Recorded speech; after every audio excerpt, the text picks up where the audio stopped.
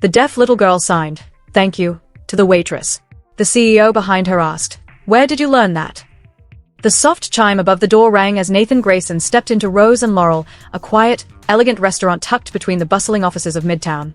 He held the door open just long enough for his daughter to step in behind him. 6-year-old Lily Grayson, dressed in a pale pink dress, had her hair pinned neatly with a small bow. In her arms was a slightly worn stuffed bear with one ear flopped over, a quiet comfort she clung to without fail. Nathan gently placed a hand on Lily's back as the hostess guided them to a table near the windows. The lighting was soft, casting a golden hue over the dark wood interiors. The hum of conversation buzzed gently, muffled by velvet drapes and the soft clinking of cutlery. As they settled in, Nathan unfolded a leather-bound notebook and began jotting down notes. His assistant would arrive soon for a brief working dinner. But for now, he was content to multitask. His right hand scribbling words, his left gently tapping a rhythmic pattern against the table. A silent comfort for Lily. She sat opposite him, legs swinging slightly under the seat. Her big, observant eyes scanned the room until her gaze stopped at a nearby table where an elderly man sat alone.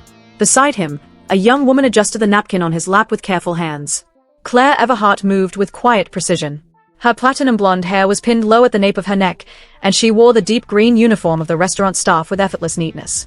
She smiled at the man, nodded politely, and lifted her hands to sign something. Just a simple phrase. The old man chuckled, signed back clumsily, and she patted his shoulder gently before turning to check on the tea. Lily watched her, wide-eyed.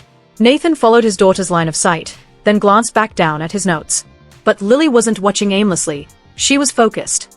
As Claire passed their table on her way to the kitchen, Lily suddenly lifted her hands and signed 2 words, "Thank you." Claire paused. She looked down, surprise flickering across her face. Then her expression softened into a warm, sincere smile. She leaned forward slightly and signed back, "You're welcome." Nathan blinked. He set his pen down, tore a page from his notebook, and wrote quickly, "Where did you learn that?" He slid the note across the table. Lily looked at the words, then at her father. She reached for the pen but did not write. Instead, she turned, lifted her small hand, and pointed at Claire. Claire, now back at the old man's table, gently lifted the teacup from its saucer. The steam curled upward into the dim light above, catching the golden glow of the chandelier. Her face was peaceful, focused, unaware of the small miracle she had just caused. Lily turned back to Nathan and smiled, a bright, proud grin that made something inside him quietly shatter and reassemble. He looked at his daughter for a long moment, then back at Claire, who was now wiping down the table with a soft cloth, her movements unhurried and precise. The world seemed quieter for a second, as if time had slipped into slow motion. Nathan leaned back in his chair, the note still resting between them. He had spent years trying to reach Lily, trying to help her express herself beyond gestures and tears. Therapists, specialists, programs, none had yielded what had just happened in a passing moment between a child and a stranger. No, not a stranger. Not anymore. His chest tightened, not from worry this time, but from something else. Something gentler. Something that felt like hope. He looked at Lily again. She was humming softly to herself, or maybe not humming, maybe just mouthing the motion. Her bear sat tucked into her lap, but her hand moved slowly in the air, tracing out the sign again. "Thank you." And Nathan, still holding the note, whispered under his breath, though Lily could not hear it, "Thank you, whoever you are." The next morning the bell above the entrance to Rose and Laurel gave its familiar chime as Nathan Grayson stepped inside once more. This time, not for business, but for something he couldn't quite name. Lily walked beside him, holding his hand, her little pink dress fluttering slightly with each step. The restaurant was quieter than it had been the night before. Morning sunlight streamed through the tall windows, casting a warm glow over the tables. Claire Everhart was wiping down a table near the back. Her platinum hair was pulled into the same soft bun, her uniform crisp and neat. She moved with quiet rhythm, unhurried but purposeful. Lily spotted her instantly. The little girl stopped, her grip tightening slightly around her stuffed bear. Then, slowly, she raised one hand and signed, "Hi."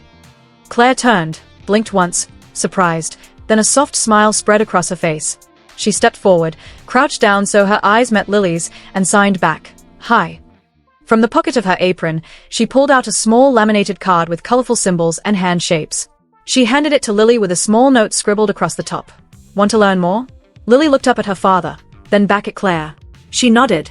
Her little fingers moved hesitantly but clearly. "Thank you." Nathan stood nearby, watching the exchange in silence. There was a warmth in his chest that surprised him, a quiet kind of awe. When Lily wandered over to a booth by the window with a coloring book, Nathan made his way to the front counter where Claire had resumed her work. She looked up, polite, but unsure what to expect. Thank you, Nathan said quietly. For what you did. I never expected Lily to sign a full word. Not like that. Not to a stranger. Claire's expression softened. She brushed a strand of hair back behind her ear. I only met her once, she said, her voice barely above a whisper. At a park. She looked lost. I thought she might be looking for her mom. I just didn't want her to be scared. Nathan's face shifted. His jaw tightened. His shoulders stilled. His voice, when it came, was rough. She doesn't have a mom, he said quietly. She only has me. Claire's smile faded. Her eyes widened slightly with realization, and her tone instantly changed. I'm sorry, she said quickly. I didn't mean to assume. I didn't know. I shouldn't have said. It's okay, Nathan interrupted, gentler this time. He exhaled slowly. You weren't wrong for thinking that. She does look for someone all the time, even if she doesn't know who. I can't replace what she lost, no matter how hard I try. He leaned against the counter, folding his arms loosely. Elise, my wife, she died in a car accident when Lily was just past 2. A shard of glass pierced Lily's ear. She's been deaf ever since.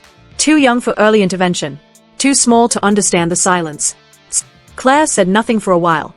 She didn't fill the space with platitudes.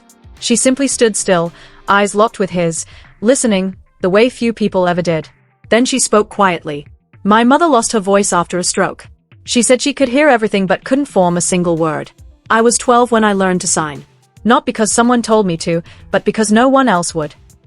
Nathan looked at her, something unreadable in his gaze. So you know what it's like, he murmured. To need to say something and have no one really wait long enough to understand. Claire nodded slowly. And to be afraid, she added softly, that maybe no one ever will. Silence stretched between them, but it was no longer empty. Across the room, Lily sat with a sign card spread across her lap, slowly mimicking one hand shape at a time, her brow furrowed in concentration. Her bear sat beside her, watching too. Nathan followed his daughter's movements, then turned back to Claire. If you're willing, he began, his voice steady now. I'd like to ask you for help. Not in a formal way, just teach her however you can. No pressure. Just enough to help her feel like she's not so alone in the world. Claire smiled, genuine and kind. I'll do my best.